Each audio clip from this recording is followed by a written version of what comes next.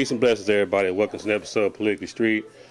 I am your community ambassador, Mr. Robin J. Anderson. All right, so before I get started, I'm going to give my disclaimer. We're going to jump in this thing, all right? Absolutely. So, Politically Street interview business owners. Politically Street is not a political endorsement podcast.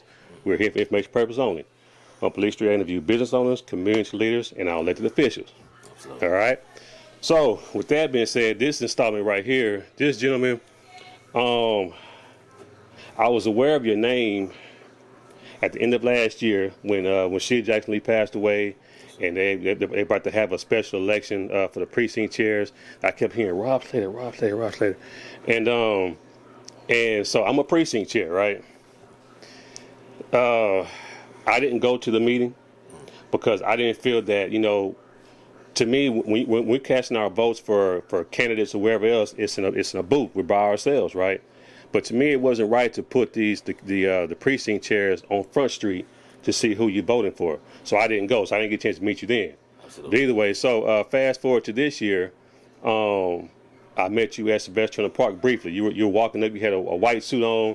I was sitting down in a cart with Tim White. Yeah. So that was me, man. So y'all, Mr. Robert Slater. All right. So what I like to do first, Mr. Slater, I like to do a background and then fast forward to where we are. Are you comfortable with that? Absolutely. All right, guys. So where'd you grow up? I grew up kind of in Houston, Texas, and back and forth also to Los Angeles. Okay. My mother is from South Central Los Angeles. Okay. My grandmother had a home in Houston.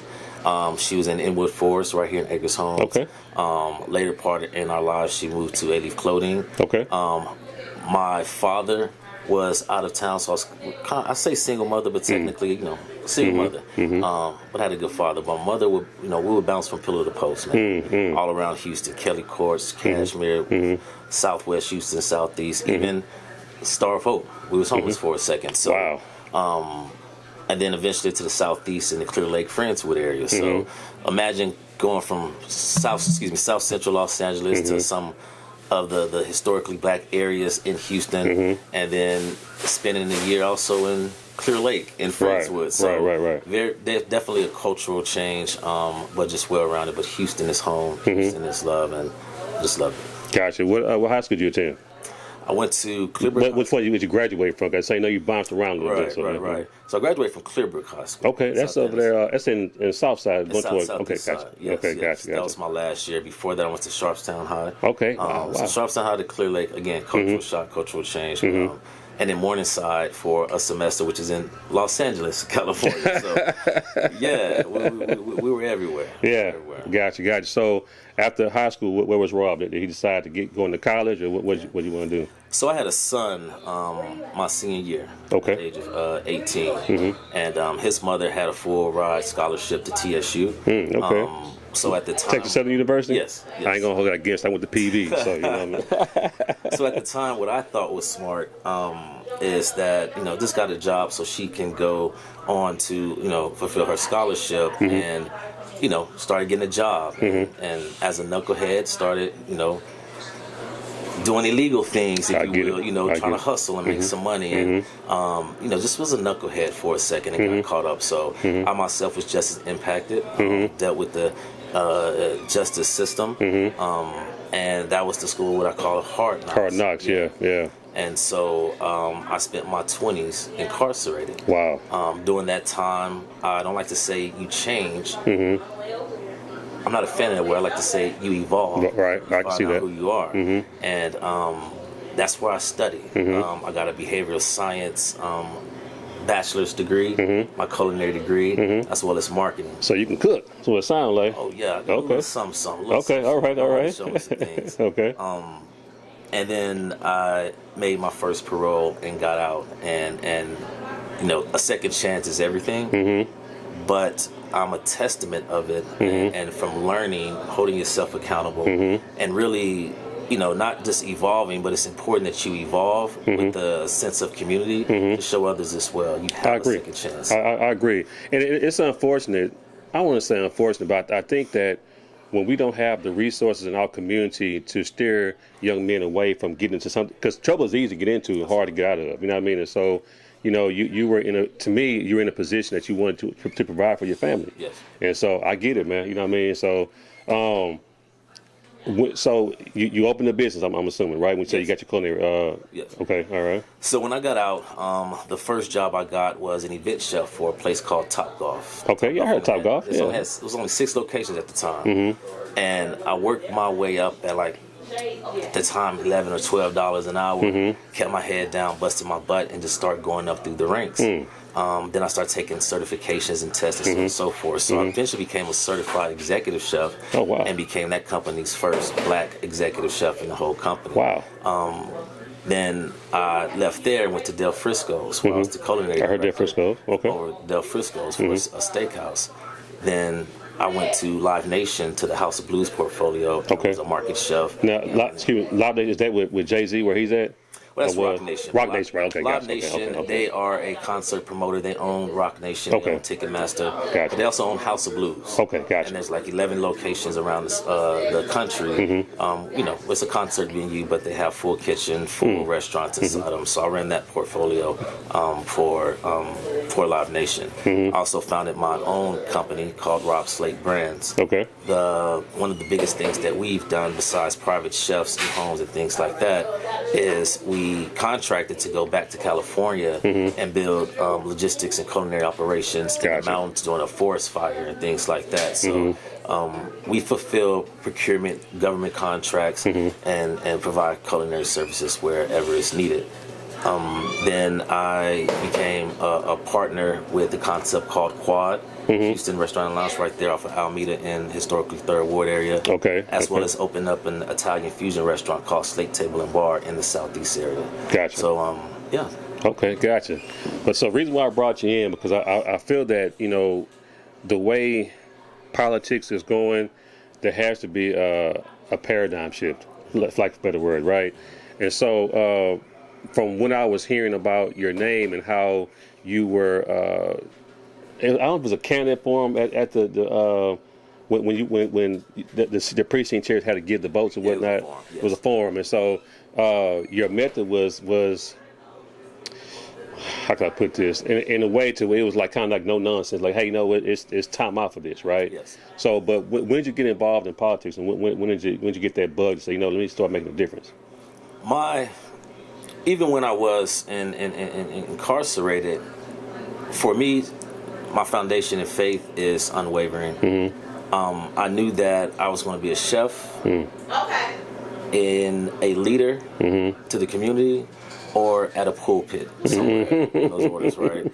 Okay. So the chef thing happened, and as a leader, District 18 was always important to me because it encompasses the constituency that I relate to the most. It looks like me. That's where I want to always fight. And so when the day that I got off of parole was the same day that Congresswoman Sheila Jackson Lee announced that she was running for mayor. Wow. So it was a sign for me. I've never voted before. So the first time that I was going to be able to vote was to vote for myself. So that's powerful. I stepped forward, and against all odds, against all the naysayers, against all the, you don't know it till you actually do. And it was more important, not just winning the seat, but to get inside of the thread, to contribute to the community, or to contribute to the narrative, because for so long it's been, kind of filtered, and we're suffering for it. So for me, having been there and done that, and been to the change your life around to have a success, I want that for every single constituent in this district. That's inspiring, and I know the roadmap. So. That's inspiring. So you're gonna follow in a bunch of. God willing, you win. You're gonna have to follow. From my knowledge of that seat, it was Barbara Jordan. Yes. It was Mickey Leland. Yes. Sheila Jackson Lee. No, I'm sorry, Craig Washington. Sheila Jackson Lee, and then Sylvester Turner, man. So those are some powerful movements to get behind, man. So what kind of impact are you? My inspiration come honestly from Miss Barbara Jordan. And this district created history by sending her to Washington D.C. And then when she did her Democratic National Convention speech, she spoke to that she was an example that the American dream is no longer deferred. As the first African American woman, but it was this district that stepped on faith and that transformation. And and they could do it again. Right. Now is the time to do it again, to have that shift and step on faith, because what has been working, what has been done has not been working for us. Right. Makes sense. So I follow. What time repeats itself, and our team and our message is that we are the genesis of transformation. Though the times right now look like we're in the book of Revelations, right? For real. My message is that do not be wary. Let's lock hands, and what is destroyed will be new again. The question that we must ask is, who do you want at that table when we rebuild? The reconstruction process. Right. So, as crazy as it may sound, nothing happens without God's permission. That's true. Some things that has been destroyed wasn't designed for us in the first place. That's true. So when we get to that table to rebuild, do we want remnants of the old guard, or do we want true progressive, true results, a true plan, and not just talk? And also where the community is at the table this time around. So that's where we stand on. Wow, that makes a lot of sense, man. You know, what I've noticed, so I actually ran for City Council in District B 2019, and there was something coming down the pipeline. They say, you know, they're going to do some redistricting, right? And so I looked at the map of District B now, and it's like it's different. You know, I haven't looked at the Congressional District 18 map. Has it changed in the last few years? Or it's still the same? It changed in the later part of the Congresswoman's term. Let's go back, if I may. Go ahead. Understand that the District of 18 was created with ill intent. It was to put the black vote of this city into one representation, one representative. Gotcha. However, in God's plan, it backfired on them tremendously. This district encompassed 2 airports, downtown, historical areas, and it became one of the most powerful, if not the most powerful, district in this state. Interesting. And so when that started to happen, and Texas started to be solidified red, because it used to be blue, the biggest county that was driving or keeping it blue and stopping that was Harris County. Well, within Harris County, the biggest district was District 18. So there was an attempt to include Humble, take away South Park and the Sunnyside area to try to water that down a little bit. Interesting. Going further into the city council, what we're encountering right now is that same thing. Every 10 years, you have a census, and that is what the district redistricting is based off of the census. Well, ours was kind of delayed and put on hold because of Hurricane Harvey. The problem with when the hurricane hit, it displaced a lot of underserved minorities. It sure did. And so the census that was solidified in this area is not actually a true representation. And so the people that can afford to stay, or that was able to sustain, became the prominent vote. And so now is being redistricted in that regard without taking the minority representation into effect. Wow. You know, speaking of quote-unquote minority, you know, right now, from what I understand, the Congressional District 18 seat is predominantly Hispanic now. Yes. And so, according to what you're saying, the statistics is that's a misrepresentation of the numbers. So, how do we change that? What are the plans that Mr. Slater have to pull some of us back up in this community and get District 18 to get it back up to prominence? Well, let me say this. The Hispanics, the Latin community is the majority in this district. But there's a lot of ire on that side, because regardless of majority minority, for so long they just haven't been heard. They haven't been had a seat at the table in the federal level, as well as the municipal and the city level, as well as city council. They just want their votes to be heard. Right. For me, when we say the numbers of majority based off of race, then we also got to include, okay, what's the numbers on gender? What's the number on age? So you start having all these categories, what's the majority minority? The bottom line is there has to be an equalizer of just listening to all people, all the constituency, regardless of regardless of ethnicity. You have Democrats, you have progressive, you have moderate Democrats and conservative, you have Republicans. There's moderate Republicans that is not MAGA, but they have no umbrella at home as well. So our campaign is to listen to every single one. If you live in this constituency, regardless of your political beliefs, regardless of your gender, regardless of your ethnic background, you deserve to be heard. And we just want to create a system to where all votes matter. True representation is representing all the people and not just a few. Gotcha. That's good. I respect that. It makes sense, man. You know, so what are some of the issues that are facing the Congressional District 18 that you want to address? Well, for one, right now, the Congress is coming up on the appropriation time period where they start to fight and try to allocate, fight for the funds and allocation of them. Well, we don't have no one fighting for us. My premise is to do the work right now. November 4th is a long time away. It is. We're coming upon hurricane season, a natural disaster season, and by law, the only representation that we have is our state senators, Cruz and Cornyn. Right. We are drafting a request right now as we're meeting with community leaders to put a formal package together to fight for us to go to Senator John Cornyn's office to see if we could work with him during this time to at least get us some type of aid and get us in the process during this time. That is what leadership is. Right, standing at a pulpit or grabbing a microphone and just talking, what is that going to get us, man? So at least the efforts and the action is what we're behind. So we look forward to that. But as far as some of the needs that this district needs is affordable housing. We need to address our cost of living, the gaps in between, probates in housing, health care, food deserts in the Fifth Ward areas, and just basic economics dealing with the tax code. And we have some great things coming. And it's happy to announce on your show on June 14th, we're bringing an economic summit here in Acres Home.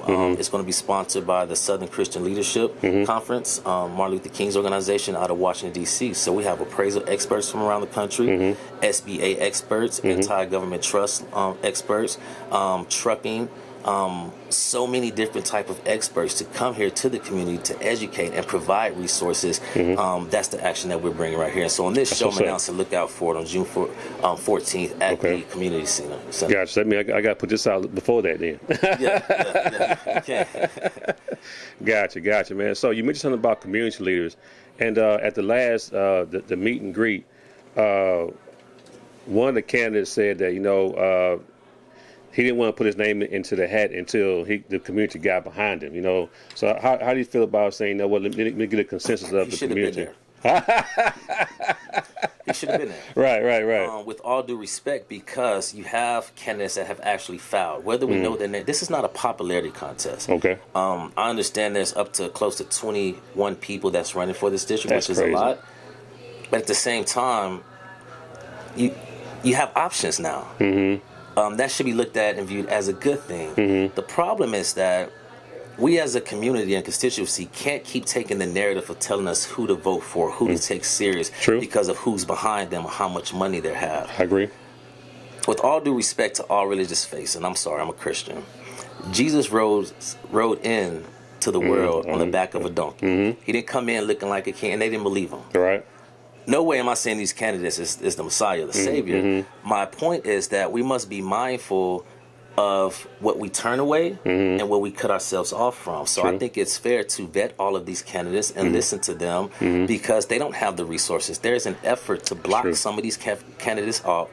There are partnerships amongst some of these candidates to keep it to a 2-point person, so in case it goes to a runoff. And we're calling these things out. We're not here to play. The constituency deserve options and what's best for them, not being told what they should look at as the best. Right. I mean, but when I was asking that question, it's like, not that we have to take the word of these quote unquote people that put money behind people, but let's say right now you and I would go walk around Acres Home for about like an hour, and we knock on some doors, and we say, okay, hey, you know what?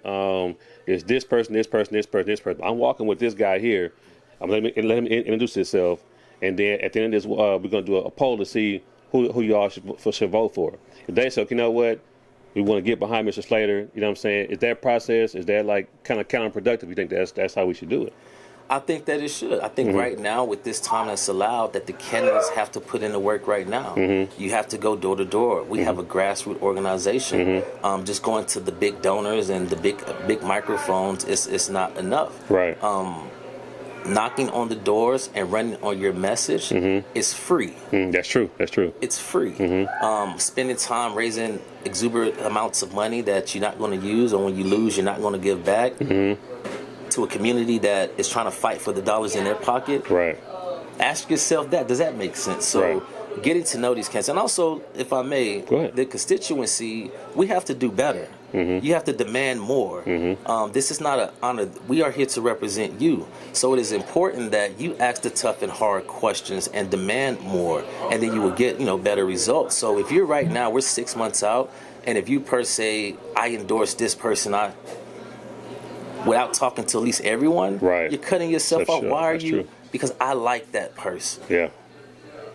Liking is not saving lives or putting food on the table. That's true. Popularity is not paying the bills or bringing the cost of living down. That's true. It's not fulfilling healthcare needs. Our elders that have put money into a system and now they don't feel secure, it's not based off a popularity contest. I like the constituency. I like the underserved. I like the fighting worker that's going to work every single day, got to have 3 jobs, take care of their family, because that's who I like. That's who's popular. So we need to bring that message back and take this serious. Not only vote for yourself, vote for your community. Gotcha. And I like to ask questions too about the seat. Like, what are the actual duties of that seat? Like, if people don't know what the congressperson do. You know what I'm saying? I'm glad you said that, because there's a lot of one-on-one education that needs to be had, especially fighting against misinformation. So your United States representative is your federal representative of the district, and the number one responsibility is to advocate for the community, the resources from the federal government. And so in doing so, you work with federal agencies to make sure that they're properly funded and the money is appropriated correctly and it gets to where it's supposed to go. But you advocate the needs of your community to get those resources at a federal level. You also legislate law and vote on law that affects your community. Now, those are 2 principal things of a representative. Key thing, though, is when those funds come in, the representation kind of stops. What we add and what we're different is you have to have leadership to that representation, to where you coalesce and bring the community together of leaders, organizations, and when the funds come in, you have a synergized institution that makes sure that those funds are allocated and appropriated properly, that it's not going just to a few or to some backdoor kickbacks or some law firms and so on and so. And that is what has been happening. Billions have come to this district, but you have not seen the money. And they're telling you that there is no money. Now the city and the Fed is broke, but you're broke too. The same amount is coming out of your paycheck every 2 weeks. So how are you broke when I'm paying you the same thing? You're right. Where is my money? You're right. So we have to start demanding the people as we the people, but it takes a leadership. If I may, back when we fought Jim Crow the first time, we had community, we locked arms, but we had leaders. We don't have that now. We're all in silos, working individually, and we have politicians leading the cause, not civic leaders. You're right. So in merging the two of bringing civic leadership into the form of federal government and politics is what will be our saving grace. And I like to tell people, respectfully, I'm not a politician. I'm a leader that's in politics. I mean, not to cut you off, bro, but so when I ran for District 139 last year, and I said the same thing. I'm not a politician, because if you do the etymology of the word politics, poly means many, and then ticks is a blood-sucking parasite, and then you add the ishin at the end. It's the art of. And so when I say that, people are like, well, you're getting into it because I'm not. You know what I mean? And so, but I'm glad you said that. One thing that I think that a lot of our politicians are good at is lack of transparency. How do you plan to address that? Great question.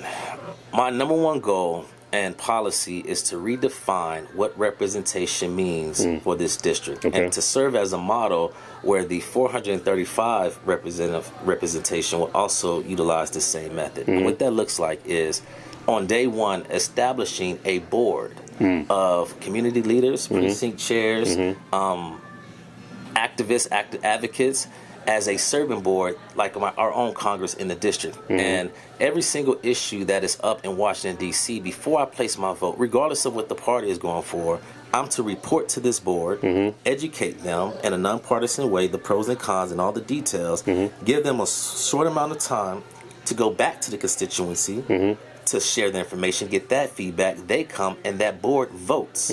Whatever is the majority of that vote of that board, then that's what my vote will be. That makes sense. It's not what I want and what I represent all people. So that is a board that I'm accountable to. That's A.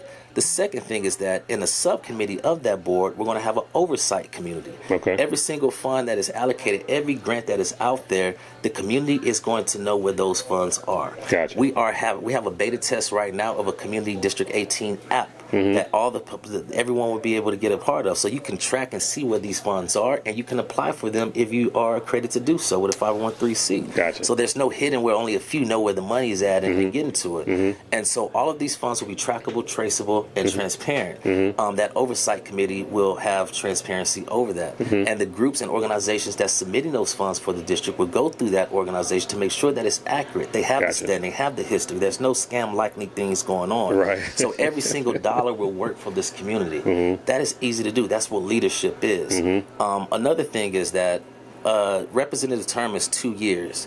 Each year in a midterm, which is every year, I will put myself up for a vote of confidence to the community. If 60% of the community said they're not happy, I didn't live on my promises, then I would not run again. Wow. So that forces me to work and to deliver. And that forces me to say that if the people don't want me, I'm not going to buy my way in the seat like a dynasty. Right. So I'm holding myself accountable. I'm holding the community accountable. It's transparent. We are in this together. I agree. So that is how my plan is to bring transparency to this district. Gotcha. What it sounds like is basically the common denominator is unity. Yeah, I mean, yeah, that's it. Again, going back to Jim Crow the first time, we all had, whether it's the Panther Party, the SCLC, Martin Luther King, everyone had a common goal, and they locked arms and they overcame it.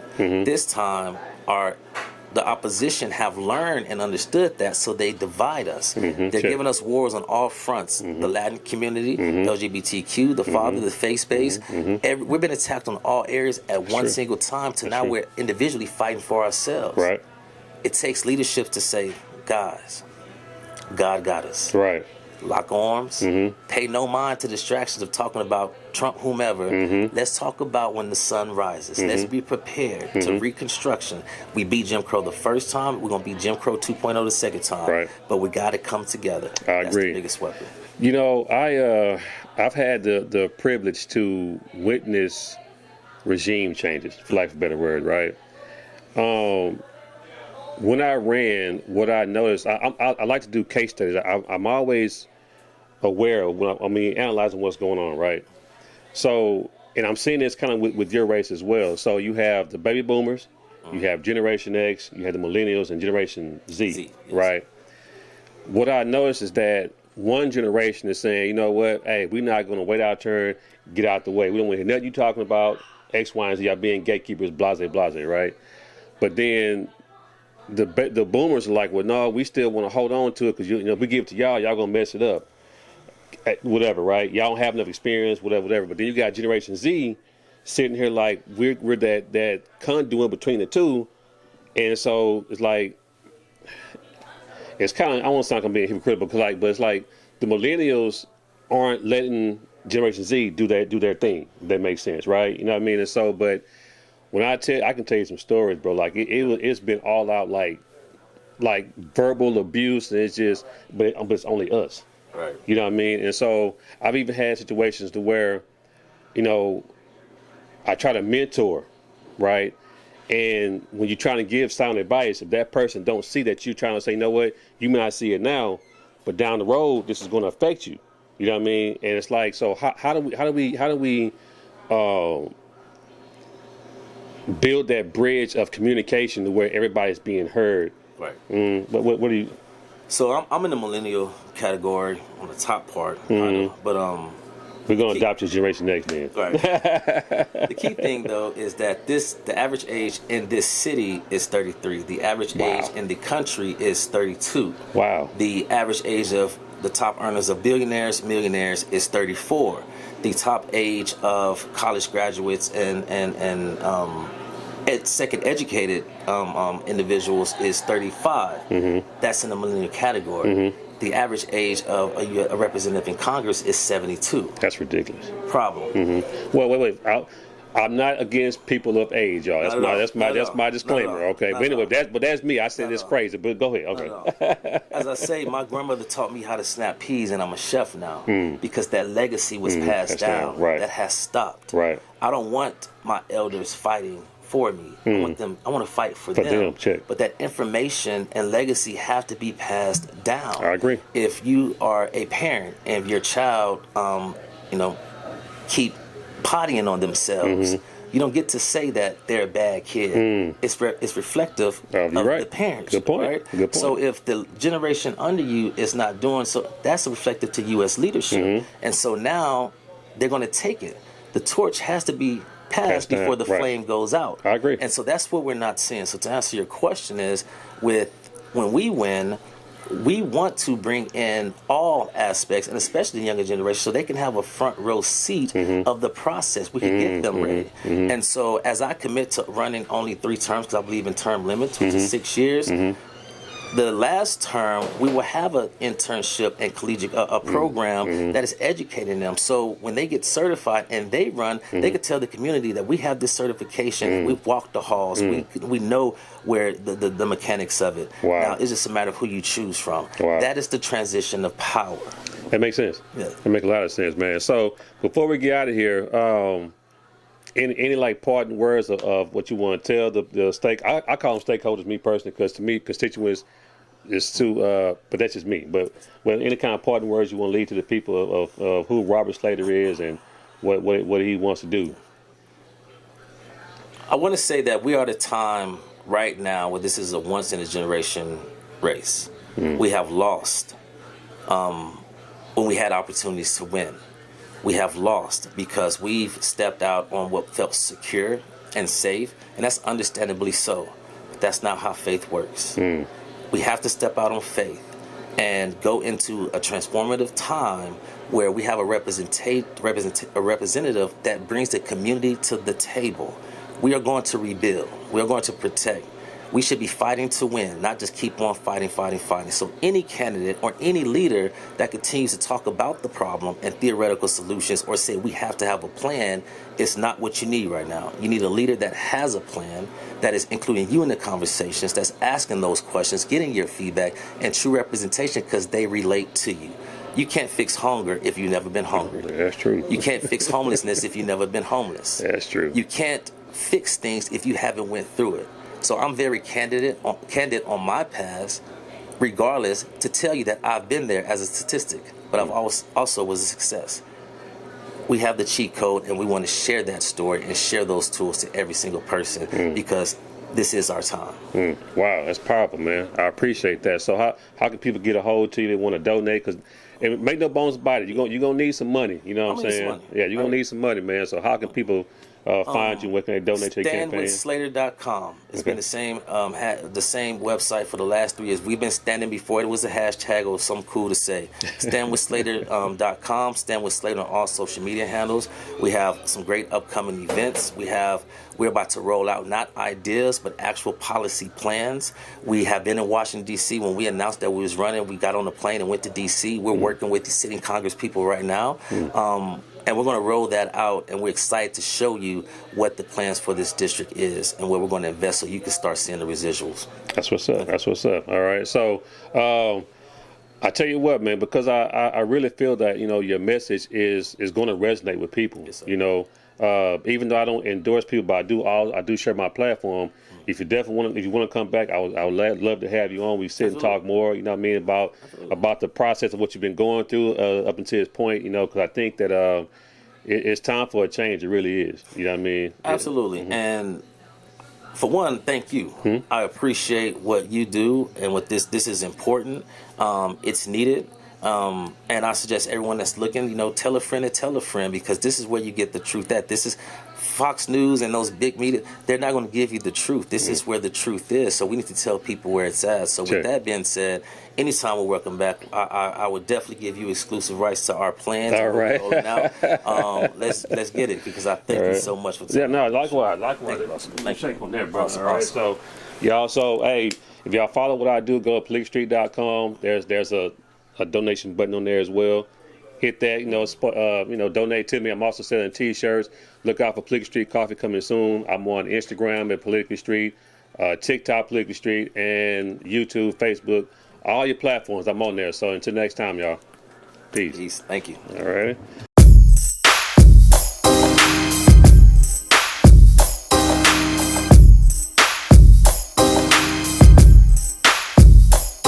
definitely want to give a shout out to Political Street, man. That's one of the coldest names you can have. Because we out here in these streets, but these politics is trickling down, so it's all intertwined, man. So we got to figure out how to work it the way we work. So shout out to Political Street.